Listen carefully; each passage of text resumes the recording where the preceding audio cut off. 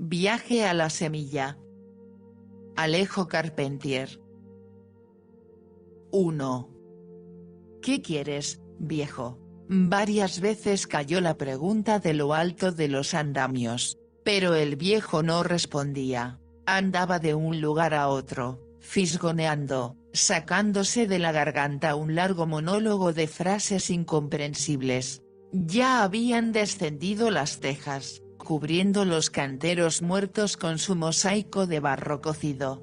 Arriba, los picos desprendían piedras de mampostería, haciéndola rodar por canales de madera, con gran revuelo de cales y de yesos, y por las almenas sucesivas que iban desdentando las murallas aparecían despojados de su secreto, cielos rasos ovales o cuadrados, cornisas, guirnaldas, dentículos, astrágalos, y papeles encolados que colgaban de los testeros como viejas pieles de serpiente en muda, presenciando la demolición. Un Aceres con la nariz rota y el peplo desvaído, veteado de negro el tocado de Mieses, se erguía en el traspatio, sobre su fuente de mascarones borrosos, visitados por el sol en horas de sombra. Los peces grises del estanque bostezaban en agua musgosa y tibia, mirando con el ojo redondo aquellos obreros, negros sobre claro de cielo,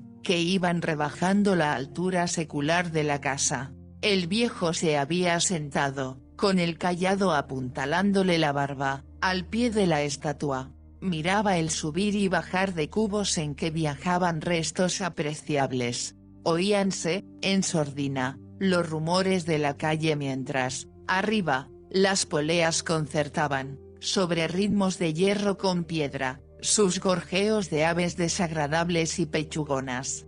Dieron las 5, las cornisas y entablamentos se despoblaron, solo quedaron escaleras de mano, preparando el salto del día siguiente. El aire se hizo más fresco, aligerado de sudores, blasfemias, chirridos de cuerdas, ejes que pedían alcuzas y palmadas en torsos pringosos. Para la casa mondada el crepúsculo llegaba más pronto. Se vestía de sombras en horas en que su ya caída balaustrada superior solía regalar a las fachadas algún relumbre de sol. La Aceres apretaba los labios. Por primera vez las habitaciones dormirían sin persianas, abiertas sobre un paisaje de escombros. Contrariando sus apetencias, varios capiteles yacían entre las hierbas. Las hojas de acanto descubrían su condición vegetal. Una enredadera aventuró sus tentáculos hacia la voluta jónica, atraída por un aire de familia. Cuando cayó la noche, la casa estaba más cerca de la tierra. Un marco de puerta se erguía aún, en lo alto, con tablas de sombras suspendidas de sus bisagras desorientadas. 2. Entonces el negro viejo, que no se había movido, hizo gestos extraños, volteando su cayado sobre un cementerio de baldosas. Los cuadrados de mármol, blancos y negros volaron a los pisos, vistiendo la tierra. Las piedras con saltos certeros, fueron a cerrar los boquetes de las murallas. Hojas de nogal claveteadas se encajaron en sus marcos, mientras los tornillos de las charnelas volvían a hundirse en sus hoyos, con rápida rotación. En los canteros muertos, levantadas por el esfuerzo de las flores, las tejas juntaron sus fragmentos, alzando un sonoro torbellino de barro, para caer en lluvia sobre la armadura del techo. La casa creció, traída nuevamente a sus proporciones habituales, pudorosa y vestida. La Aceres fue menos gris, hubo más peces en la fuente, y el murmullo del agua llamó begonias olvidadas. El viejo introdujo una llave en la cerradura de la puerta principal, y comenzó a abrir ventanas. Sus tacones sonaban a hueco. Cuando encendió los velones, un estremecimiento amarillo corrió por el óleo de los retratos de familia, y gentes vestidas de negro murmuraron en todas las galerías, al compás de cucharas movidas en jícaras de chocolate.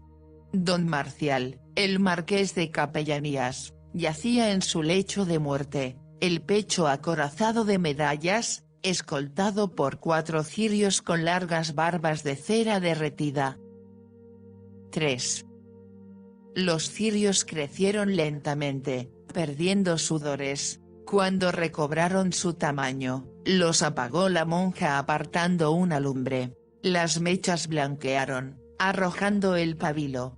La casa se vació de visitantes y los carruajes partieron en la noche. Don Marcial pulsó un teclado invisible y abrió los ojos. Confusas y revueltas, las vigas del techo se iban colocando en su lugar.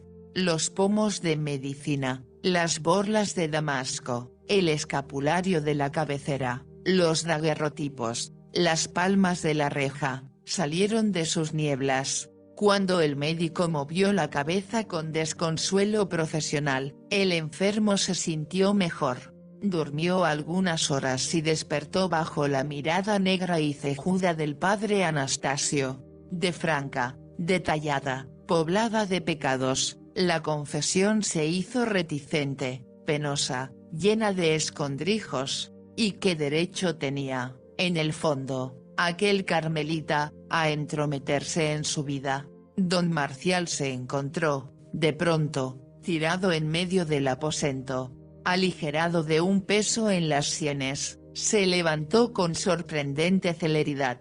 La mujer desnuda que se desperezaba sobre el brocado del lecho buscó enaguas y corpiños, llevándose, poco después, sus rumores de seda estrujada y su perfume. Abajo, en el coche cerrado, cubriendo tachuelas del asiento, había un sobre con monedas de oro. Don Marcial no se sentía bien. Al arreglarse la corbata frente a la luna de la consola se vio congestionado.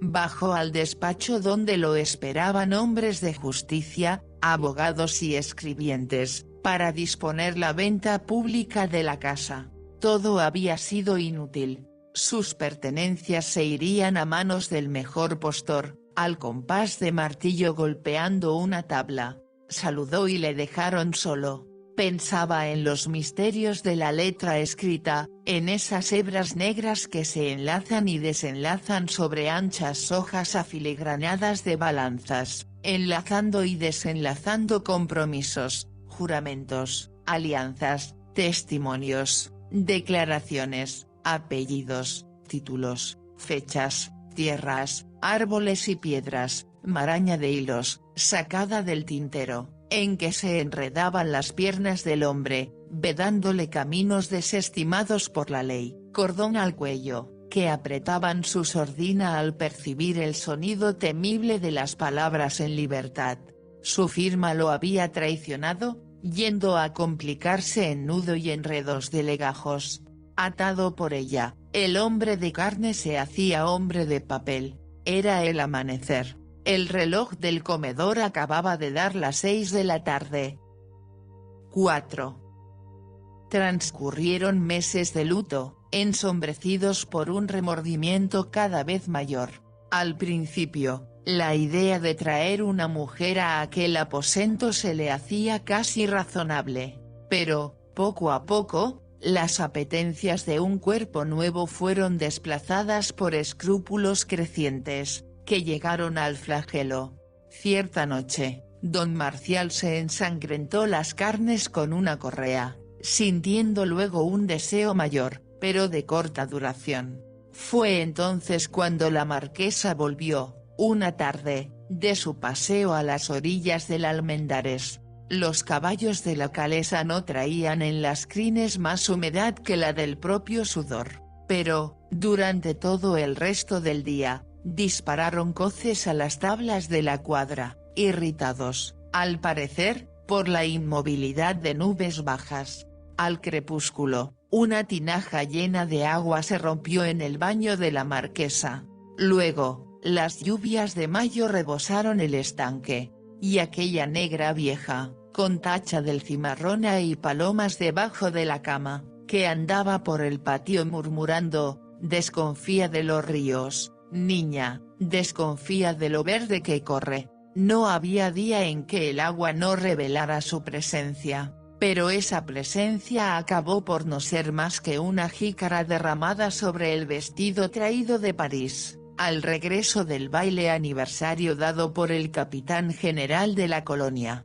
Reaparecieron muchos parientes, volvieron muchos amigos, ya brillaban, muy claras, las arañas del gran salón. Las grietas de la fachada se iban cerrando, el piano regresó al clavicordio, las palmas perdían anillos, las enredaderas saltaban la primera cornisa, blanquearon las ojeras del aceres y los capiteles parecieron recién tallados. Más fogoso Marcial solía pasarse tardes enteras abrazando a la marquesa, borrábanse patas de gallina, ceños y papadas, y las carnes tornaban a su dureza.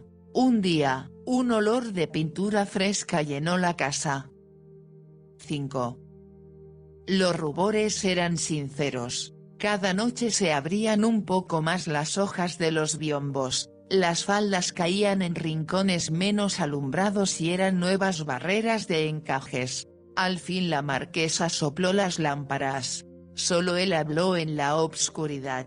Partieron para el ingenio, en gran tren de calesas relumbrante de grupas alazanas, bocados de plata y charoles al sol, pero, a la sombra de las flores de Pascua que enrojecían el soportal interior de la vivienda, advirtieron que se conocían apenas. Marcial autorizó danzas y tambores de nación, para distraerse un poco en aquellos días olientes a perfumes de colonia. Baños de Benjuí, cabelleras esparcidas, y sábanas sacadas de armarios que, al abrirse, dejaban caer sobre las lozas un mazo de vetiver. El vaho del guarapo giraba en la brisa con el toque de oración.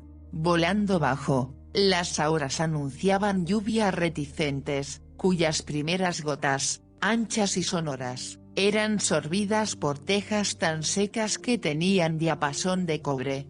Después de un amanecer alargado por un abrazo deslucido, aliviados de desconciertos y cerrada la herida, ambos regresaron a la ciudad. La marquesa trocó su vestido de viaje por un traje de novia, y, como era costumbre, los esposos fueron a la iglesia para recobrar su libertad. Se devolvieron presentes a parientes y amigos, y, con revuelo de bronces y alardes de jaeces, cada cual tomó la calle de su morada. Marcial siguió visitando a María de las Mercedes por algún tiempo, hasta el día en que los anillos fueron llevados al taller del orfebre para ser desgrabados. Comenzaba, para Marcial, una vida nueva. En la casa de altas rejas, la Ceres fue sustituida por una Venus italiana, y los mascarones de la fuente adelantaron casi imperceptiblemente el relieve al ver todavía encendidas, pintada ya el alba, las luces de los velones. 6.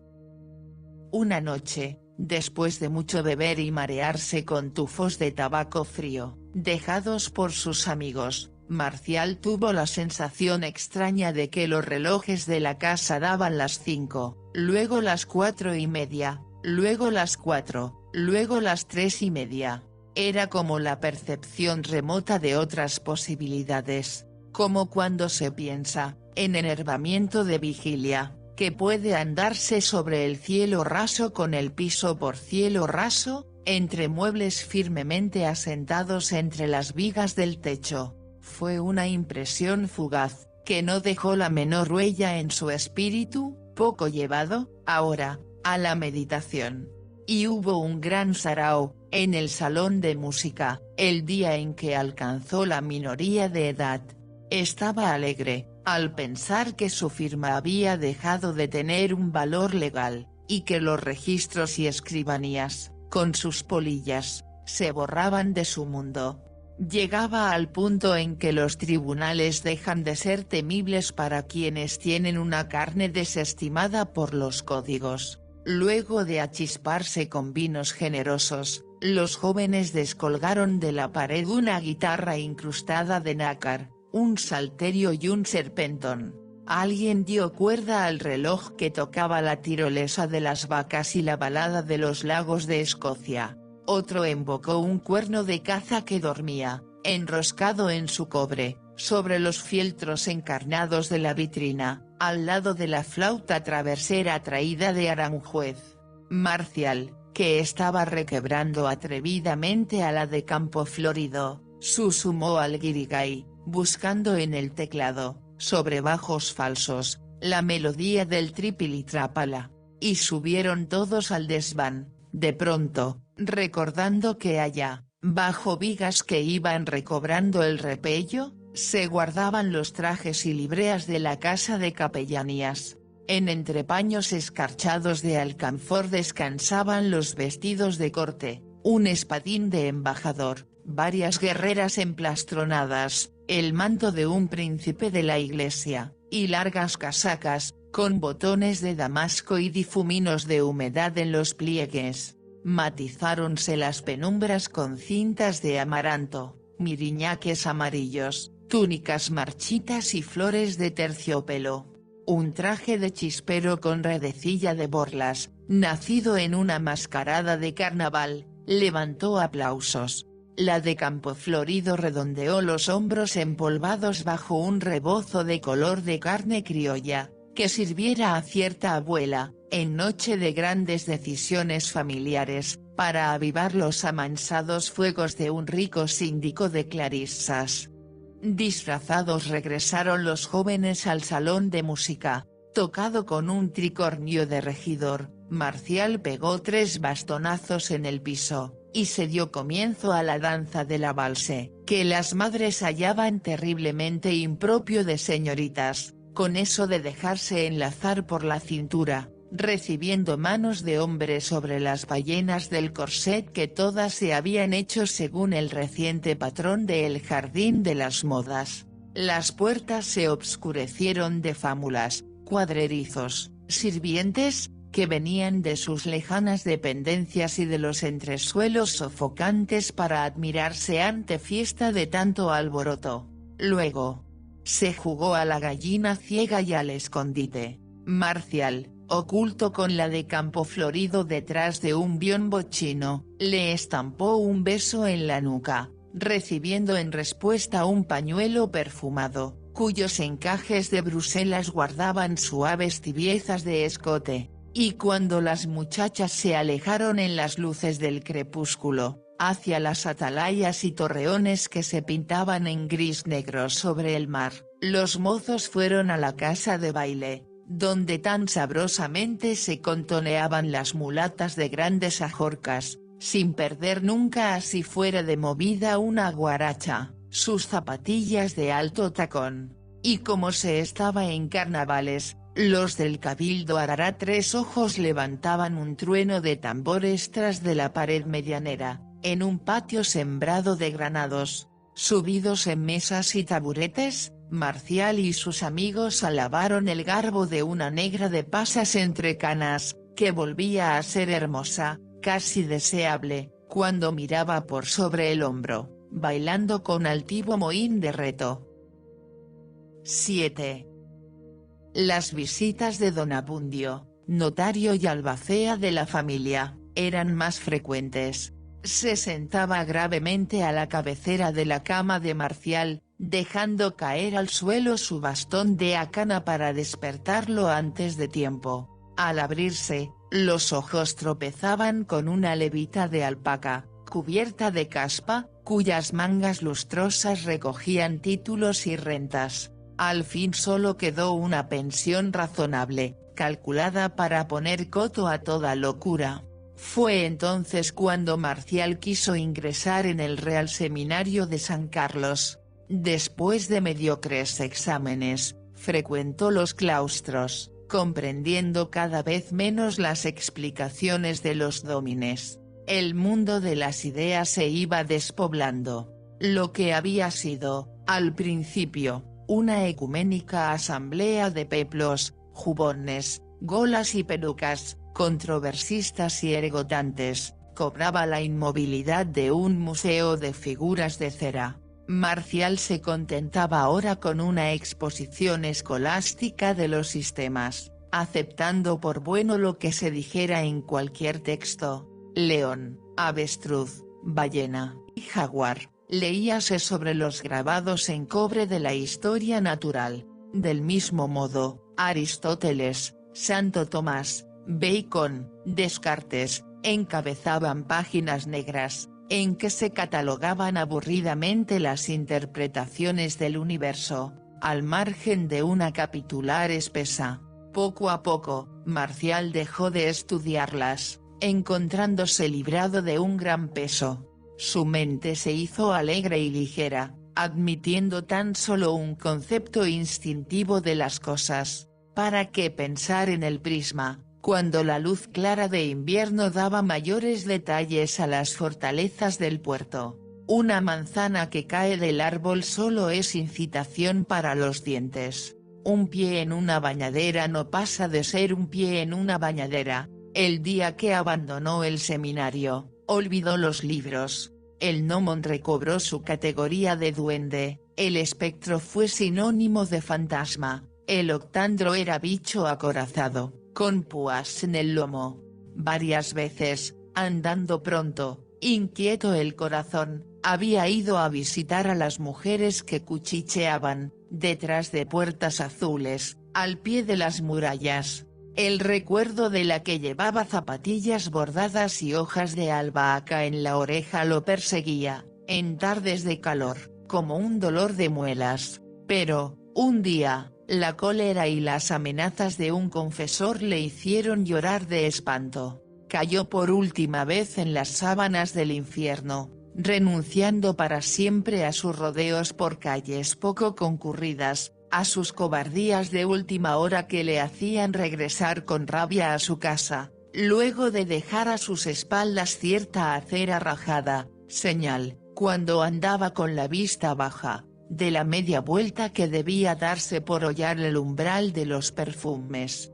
Ahora vivía su crisis mística, poblada de detentes, corderos pascuales, palomas de porcelana, vírgenes de manto azul celeste, estrellas de papel dorado, reyes magos, ángeles con alas de cisne, el asno, el buey, y un terrible San Dionisio que se le aparecía en sueños, con un gran vacío entre los hombros y el andar vacilante de quien busca un objeto perdido. Tropezaba con la cama y Marcial despertaba sobresaltado, echando mano al rosario de cuentas sordas. Las mechas, en sus pocillos de aceite, daban luz triste a imágenes que recobraban su color primero. 8. Los muebles crecían. Se hacía más difícil sostener los antebrazos sobre el borde de la mesa del comedor. Los armarios de cornisas labradas ensanchaban el frontis. Alargando el torso, los moros de la escalera acercaban sus antorchas a los balaustres del rellano. Las butacas eran más hondas y los sillones de mecedora tenían tendencia a irse para atrás. No había ya que doblar las piernas al recostarse en el fondo de la bañadera con anillas de mármol. Una mañana en que leía un libro licencioso, Marcial tuvo ganas, súbitamente, de jugar con los soldados de plomo que dormían en sus cajas de madera. Volvió a ocultar el tomo bajo la jofaina del lavabo, y abrió una gaveta sellada por las telarañas. La mesa de estudio era demasiado exigua para dar cabida a tanta gente. Por ello, Marcial se sentó en el piso. Dispuso los granaderos por filas de 8. Luego, los oficiales a caballo, rodeando al abanderado. Detrás, los artilleros, con sus cañones, escobillones y botafuegos. Cerrando la marcha, pífanos y timbales, con escolta de redoblantes. Los morteros estaban dotados de un resorte que permitía lanzar bolas de vidrio a más de 1 metro de distancia.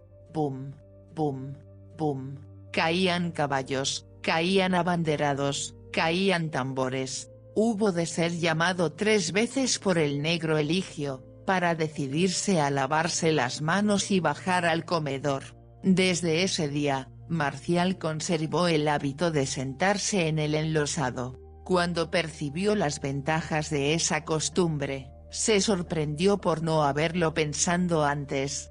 Afectas al terciopelo de los cojines, las personas mayores sudan demasiado. Algunas huelen a notario como don Abundio por no conocer, con el cuerpo echado, la frialdad del mármol en todo tiempo. Solo desde el suelo pueden abarcarse totalmente los ángulos y perspectivas de una habitación.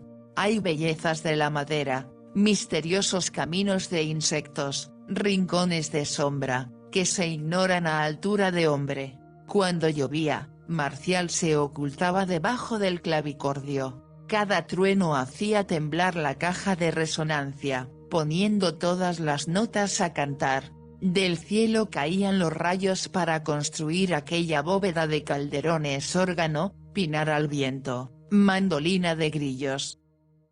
9. Aquella mañana lo encerraron en su cuarto. Oyó murmullos en toda la casa y el almuerzo que le sirvieron fue demasiado suculento para un día de semana.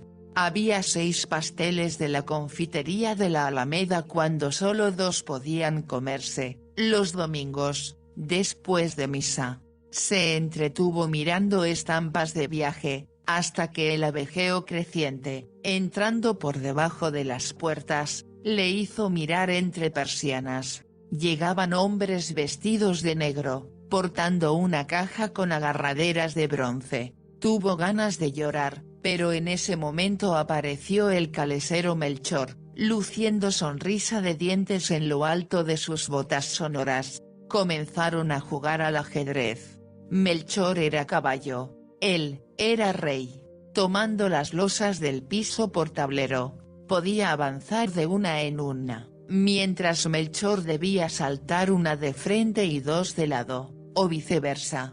El juego se prolongó hasta más allá del crepúsculo, cuando pasaron los bomberos del comercio. Al levantarse, fue a besar la mano de su padre que yacía en su cama de enfermo. El marqués se sentía mejor, y habló a su hijo con el empaque y los ejemplos usuales. Los sí, padre, y los no, padre, se encajaban entre cuenta y cuenta del rosario de preguntas, como las respuestas del ayudante en una misa. Marcial respetaba al marqués, pero era por razones que nadie hubiera acertado a suponer. Lo respetaba porque era de elevada estatura y saya, en noches de baile, con el pecho rutilante de condecoraciones, porque le envidiaba el sable y los entorchados de oficial de milicias, porque, en Pascuas, había comido un pavo entero, relleno de almendras y pasas, ganando una apuesta, porque, cierta vez, sin duda con el ánimo de azotarla, agarró a una de las mulatas que barrían la rotonda, llevándola en brazos a su habitación. Marcial, oculto detrás de una cortina, la vio salir poco después, llorosa y desabrochada, alegrándose del castigo, pues era la que siempre vaciaba las fuentes de compota de vueltas a la alacena. El padre era un ser terrible y magnánimo al que debla amarse después de Dios. Para Marcial era más Dios que Dios, porque sus dones eran cotidianos y tangibles, pero prefería el Dios del cielo, porque fastidiaba menos. 10. Cuando los muebles crecieron un poco más y Marcial supo como nadie lo que había debajo de las camas, armarios y vargueños, ocultó a todos un gran secreto: la vida no tenía encanto fuera de la presencia del calesero Melchor. Ni Dios, ni su padre, ni el obispo dorado de las procesiones del Corpus, eran tan importantes como Melchor. Melchor venía de muy lejos. Era nieto de príncipes vencidos. En su reino había elefantes, hipopótamos, tigres y jirafas. Ahí los hombres no trabajaban, como don Abundio, en habitaciones obscuras, llenas de legajos. Vivían de ser más astutos que los animales. Uno de ellos sacó el gran cocodrilo del lago azul, ensartándolo con una pica oculta en los cuerpos apretados de 12 ocas asadas. Melchor sabía canciones fáciles de aprender, porque las palabras no tenían significado y se repetían mucho. Robaba dulces en las cocinas, se escapaba, de noche, por la puerta de los cuadrerizos, y, cierta vez, había apedreado a los de la Guardia Civil, desapareciendo luego en las sombras de la calle de la Amargura. En días de lluvia, sus botas se ponían a secar junto al fogón de la cocina. Marcial hubiese querido tener pies que llenaran tales botas. La derecha se llamaba Calambín, la izquierda, Calambán. Aquel hombre que dominaba los caballos cerreros con solo encajarles 2 dedos en los belfos, aquel señor de terciopelos y espuelas, que lucía chisteras tan altas, sabía también lo fresco que era un suelo de mármol en verano, y ocultaba debajo de los muebles una fruta o un pastel arrebatados a las bandejas destinadas al gran salón. Marcial y Melchor tenían en común un depósito secreto de grajeas y almendras, que llamaban el Uri, Ura, con entendidas carcajadas. Ambos habían explorado la casa de arriba abajo, siendo los únicos en saber que existía un pequeño sótano lleno de frascos holandeses, debajo de las cuadras, y que en desván inútil, encima de los cuartos de criadas, 12 mariposas polvorientas acababan de perder las alas en caja de cristales rotos. 11. Cuando Marcial adquirió el hábito de romper cosas, olvidó a Melchor para acercarse a los perros. Había varios en la casa: el atigrado grande, el podenco que arrastraba las tetas, el galgo, demasiado viejo para jugar, el lanudo que los demás perseguían en épocas determinadas, y que las camareras tenían que encerrar. Marcial prefería a Canelo porque sacaba zapatos de las habitaciones y desenterraba los rosales del patio, siempre negro de carbono cubierto de tierra roja, devoraba la comida de los demás, chillaba sin motivo y ocultaba huesos robados al pie de la fuente. De vez en cuando, también, vaciaba un huevo acabado de poner, arrojando la gallina al aire con brusco palancazo del hocico. Todos daban de patadas al Canelo, pero Marcial se enfermaba cuando se lo llevaban. Y el perro volvía triunfante, moviendo la cola, después de haber sido abandonado más allá de la casa de beneficencia, recobrando un puesto que los demás, con sus habilidades en la caza o desvelos en la guardia, nunca ocuparían. Canelo y Marcial orinaban juntos. A veces escogían la alfombra persa del salón, para dibujar en su lana formas de nubes pardas que se ensanchaban lentamente. Eso costaba castigo de cintarazos, pero los cintarazos no dolían tanto como creían las personas mayores. Resultaban, en cambio, pretexto admirable para armar concertantes de aullidos, y provocar la compasión de los vecinos. Cuando la bizca del tejadillo calificaba a su padre de bárbaro, Marcial miraba a Canelo, riendo con los ojos y oraban un poco más, para ganarse un bizcocho y todo quedaba olvidado. Ambos comían tierra, se revolcaban al sol, bebían en la fuente de los peces, buscaban sombra y perfume al pie de las albahacas. En horas de calor, los canteros húmedos se llenaban de gente.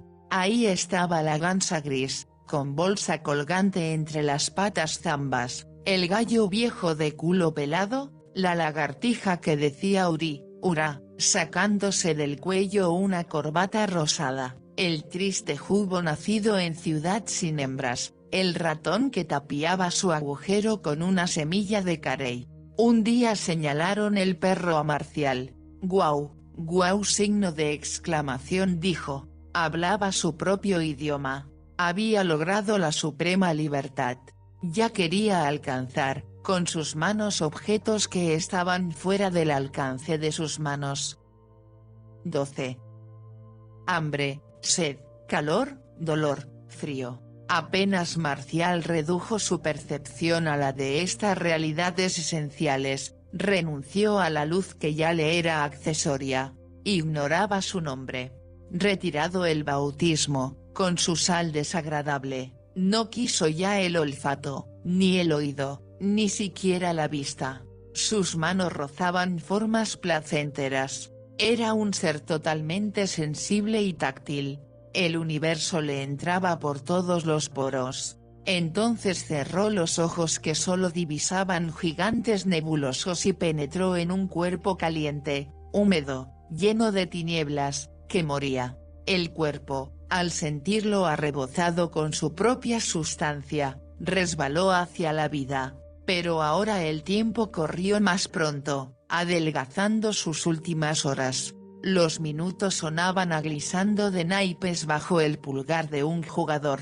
Las aves volvieron al huevo en torbellino de plumas. Los peces cuajaron la hueva, dejando una nevada de escamas en el fondo del estanque. Las palmas doblaron las pencas, desapareciendo en la tierra como abanicos cerrados. Los tallos sorbían sus hojas y el suelo tiraba de todo lo que le perteneciera. El trueno retumbaba en los corredores. Crecían pelos en la gamuza de los guantes. Las mantas de lana se destejían, redondeando el vellón de carneros distantes. Los armarios, los vargueños, las camas, los crucifijos, las mesas, las persianas, salieron volando en la noche, buscando sus antiguas raíces al pie de las selvas. Todo lo que tuviera clavos se desmoronaba.